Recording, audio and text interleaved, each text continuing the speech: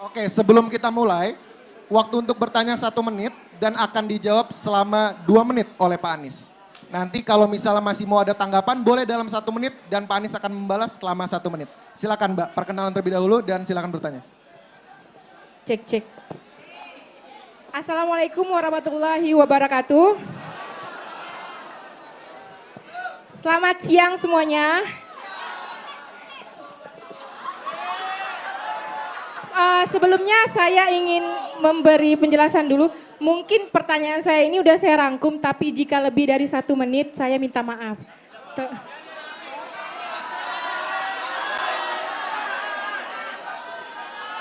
Perkenalkan, nama saya Wina Waliandini, saya biasa dipanggil Wina, usia 27 tahun, saya berasal dari kota Mempawah. Yang jika ditempuh dari kota Pontianak kurang lebih 2 jam Pak dari sini. Tak apa ya.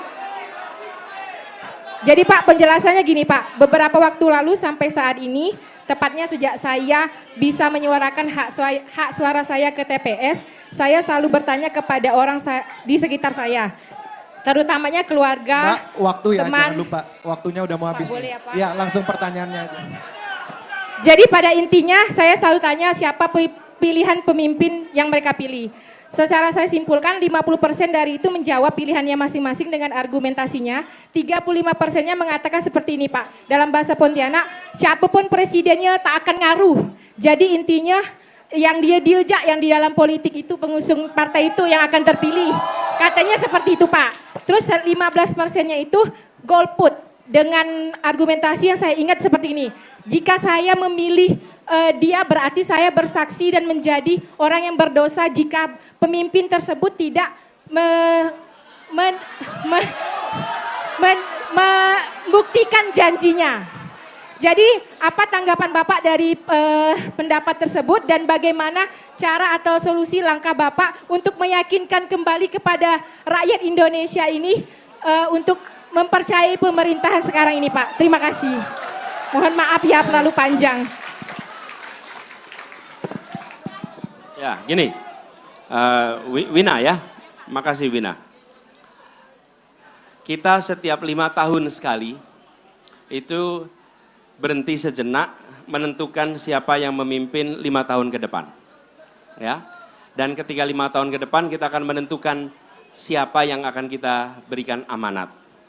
Nah, ketika kita berbicara tentang siapa yang mau diberikan amanat, baik bagi kita nih sebelum memilih untuk melihat apakah di antara orang-orang yang dicalonkan kita bisa mengetahui rekam jejaknya.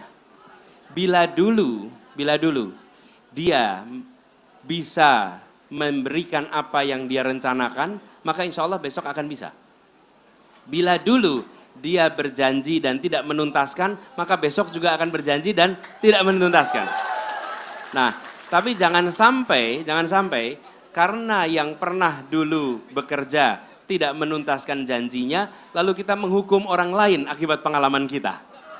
Kan nggak fair dong, betul ya? Nah, jadi usul saya, ini adalah kesempatan.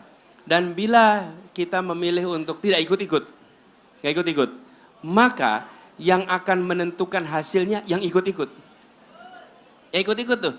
Jadi misalnya nih, 100% penduduk yang ikut memilih hanya 40%, maka 40% nih, hasilnya nggak batal. Dengan bilang, oh 60% nggak ikut. Tidak, hasilnya adalah pilihan orang yang 40%.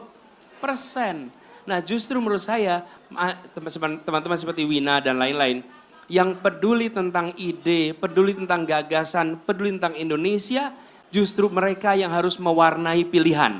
Jangan sampai pilihan itu justru dilakukan oleh mereka-mereka yang tidak menghayati dengan detail. Apa yang terjadi? Bila itu muncul, yang punya logistik banyak, yang akan bisa membentuk opini karena banyak sekali orang yang tidak ikut di dalam pola-pola seperti diskusi ini. Ya, gitu Wina jawabnya. Oke, Bagina mohon maaf tapi karena keterbatasan waktu jadi tidak ada tanggapan ya. Kita move lagi untuk ke penanya selanjutnya. Terima kasih Mbak Gina, tepuk tangan dulu dong.